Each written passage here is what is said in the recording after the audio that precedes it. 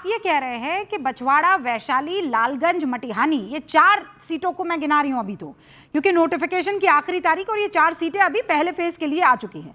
इन चारों सीटों पर आपकी पार्टी के भी लोग हैं और आरजेडी के भी कैंडिडेट हैं। तो कहां से सीट का बंटवारा हुआ, कैसे हुआ? अरे कुछ ट्रांसपेरेंसी नाम की चीज होती है कि नहीं होती है? नहीं, देखिए, कन्हैया बेलारी जी ने उस पर क्लियर करा है कि अभी तक विड्रॉल की डेट नहीं आई है, तो विड्रॉल्स हो जाएंगे। और रही बात, आपको लगता हो अगर ये खाली नहीं, अगर कम्युनिकेशन एकदम ठीक है तो बछवाड़ा में, वैशाली में, लालगंज में, मटिहानी में आप दोनों पार्टियों ने नॉमिनेशन कैसे भर दिया? 1300 किलोमीटर साथ चल रहे थे, गलबैया कर रहे थे, छोटा भाई बड़ा भाई। मुझे आप ये बताइए, रूबिका जी, आपने कहा कि चुनाव में एनडीए की तैयारी बहुत अच्छी है, तो मुझे ये बताइएगा कि जो मंत्री हैं अभी जदयू भाजपा की सरकार में, जयंत राज, वो नॉमिनेशन फाइल करने लेट कैसे पहुंचते हैं? मांझी जी से कैसी स्टेटमेंट्स आ रही हैं? चिराग पासवान ने अभी तक अपनी सारी 29 नॉमिनेशन फाइल उनका रिजेक्ट हो गया क्योंकि लेट पहुंचे। और हम सबको पता है अगर नेतागण लेट पहुंचते हैं ना नॉमिनेशन के लिए, मत कीजिए। मुझे ये बताइए, डब्बा नहीं कर रहा हूं मैं, आपके दर्शकों को ये बता रहा हूं, लालगंज में, मटिहानी में आपके दोनों ही पार्टियों के कैंडिडेट आमने सामने क्यों हैं? मुझे बस इस सवाल का जवाब दीजिए। I move ahead. बछवाड़ा में 2 कैंडिडेट्स क्यों हैं महागठबंधन के? आपको इसका जवाब वही दे रहा हूं जो कन्हैया बेलारी जी जवाब दे चुके हैं। इसका विड्रॉल की अभी तक डेट नहीं आई है। आप ये समझिए 243 सीटें हैं हर एक गठबंधन में। वही तभी मैं कह रहा हूं कि वो पार्टी के प्रवक्ता नहीं है, वो बिहार के सबसे बड़े पत्रकार हैं। वो चीजें समझते हैं कि बिहार की राजनीति किस तरीके से होती है, किस तरीके से एनडीए काम करता है, किस तरीके से महागठबंधन काम करता है। जब इतनी पार्टियां किसी भी गठबंधन में होती हैं, आप चूंकि आप सारी चीजें कन्हैया जी पर ही डाल रहे हैं। निखिल जी रुकिए, रुकिए। बछवाड़ा में कौन सा कैंडिडेट पीछे जाएगा? नामांकन वापस कौन लेगा, सीपीआई या कांग्रेस? बेलारी जी,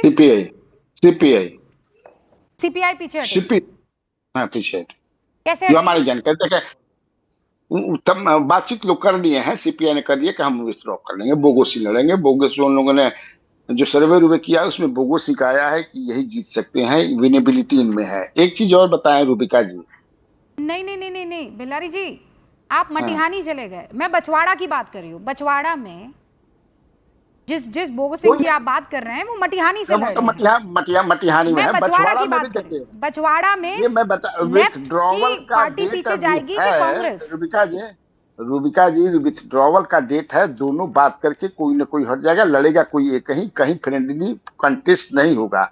मैं ये कह देता हूं, मुझे जो जानकारी मिल रही है वो। लेकिन एक बात मैं आपसे जानना चाहता हूं, जो आपने सवाल पूछा बड़ा जेन्युइन, कि पिछली बार 2020 में ये क्लियर था, अमित शाह जी से ये सवाल भी पूछा गया था, प्रेस कॉन्फ्रेंस ये हुआ था, प्रेस कॉन्फ्रेंस करके टिकट का ये सीटों का बंटवारा हुआ था। सुशील कुमार मोदी जी जिंदा थे उस समय, चाणक्य होटल में हुआ था।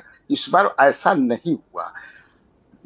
आदरणीय होम मिनिस्टर ने जो कल कहा बात, उसके अपोजिट में जीतन राम मांझी कहते हैं आज कि नहीं, मुख्यमंत्री का नाम घोषित होना चाहिए चुनाव से पहले।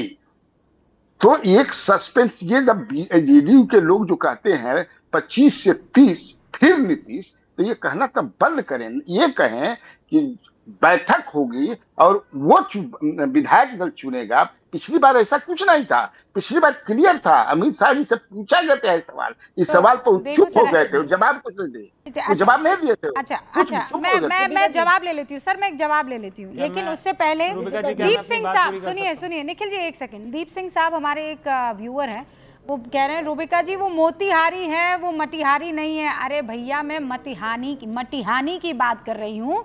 ये मटिहानी जो है बेगूसराय जिले में एक सीट है, मोतिहारी अलग है और मटिहानी अलग है। दीप सिंह साहब, तो आप बेफिक्र रहिए, आपके एंकर पूरी तैयारी करके आती है, कहीं भी गलत होती तो फौरन माफी मांग लेती है।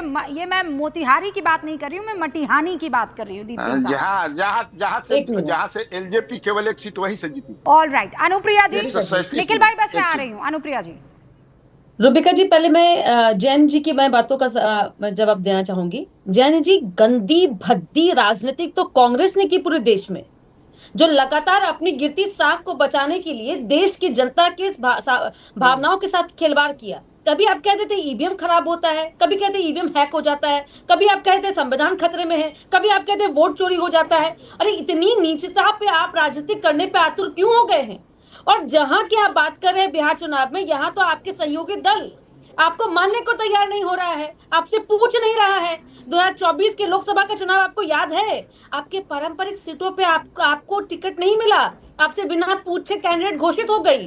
वर्तमान में आपकी स्थिति यह है बिहार में कि आपके अंदर यह पता नहीं है कि आप साथ में चुनाव लड़ रहे हैं कि नहीं लड़ रहे हैं। ना नेता तय है, ना नियत तय है, ना ही ये पता है कि कांग्रेस कितने सीटों पर चुनाव लड़ रही है। तो पहली बात की आपकी गंदी राजनीतिक अपने पास रखिए और देश के सारे संवैधानिक संस्थाओं पर सवाल उठाना बंद कीजिए। पहले अपने अंदर झांकिए। अगर इतना ही लोकतंत्र खतरे में था, इतनी ही वोट की चोरी हुई थी, तो 99 पे जो आउट हुए हैं सारे के सारे सीटों से आप इस्तीफा दीजिए। निखिल जी, अब कन्हैया बिलारी जी की बात, कन्हैया जी की बात, एक सेकंड पहले निखिल भाई। हाँ निखिल भाई, एक और ओम प्रकाश अग्रवाल जी है, वो कह रहे हैं निखिल जी गजब करते हैं, मतलब आपके पास अभी कोई लिबास नहीं है पहनने को और आप ये कह रहे हैं ड्रेस कोड जल्दी तय हो जाएगा। अब उन्होंने लिख दिया है तो मैंने पढ़ दिया है। इसका मतलब मैं नहीं समझ पाया, बट मुझे एक चीज आपके दर्शकों को जरूर बतानी है कि बोधगया और मखदूम देखिए, बोल तो हिंदी में रहा हूं, सोचता किसमें हूं वो आपके दर्शक समझ लेंगे। बोधगया और मखदूमपुर दो ऐसी सीटें हैं जहां पर हिंदुस्तानी आवाम मोर्चा कह रहे हैं कि हम अपने कैंडिडेट्स फील्ड करेंगे, जबकि दोनों की दोनों सीटें लोजपा को दी गई हैं।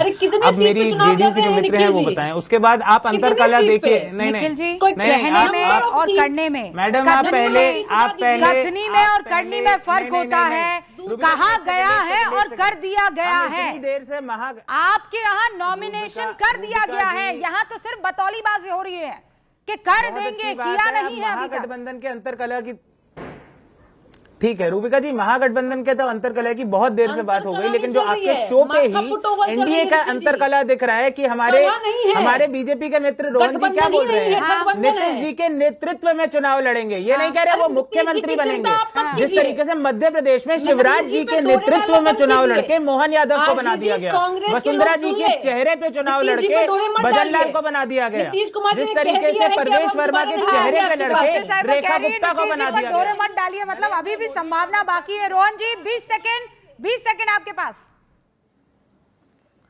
देखिए रूबिका जी, मुझे लगता है सबसे बड़ा खेला तो तेजस्वी यादव के साथ हुआ है।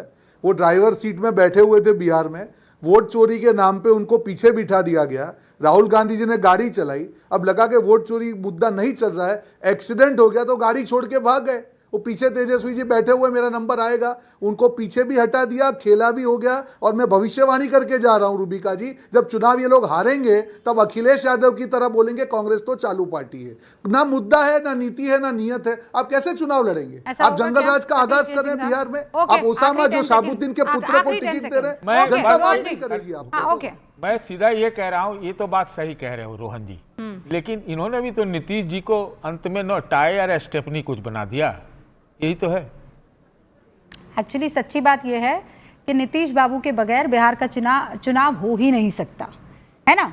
आरजेडी, कांग्रेस, सबको ये लग रहा है कि नीतीश जी को गुस्सा दिला दो, नीतीश जी को गुस्सा दिला दो, किसी तरह उनको ये बता दो कि भैया आप जो है आगे सीएम नहीं बनेंगे तो जाकर हमें थोड़ा कोई फायदा हो सकता है। अरे नीतीश बाबू के कंधे पर नहीं ना सर, चुनाव के मैदान में महागठबंधन को अपने ही फुट पर आकर लड़ना होगा, मेहनत तगड़ी करनी होगी। फिर आ जाएंगे और कहेंगे मीडिया है खराब, ईवीएम है खराब, वो चुनाव आयोग है खराब, और फिर कहेंगे कि हम हार गए क्योंकि ये लोग हैं खराब। ऐसे नहीं चलता है सर, सब कुछ सब दिख रहा है और मैं पहले ही वार्न कर रही हूं।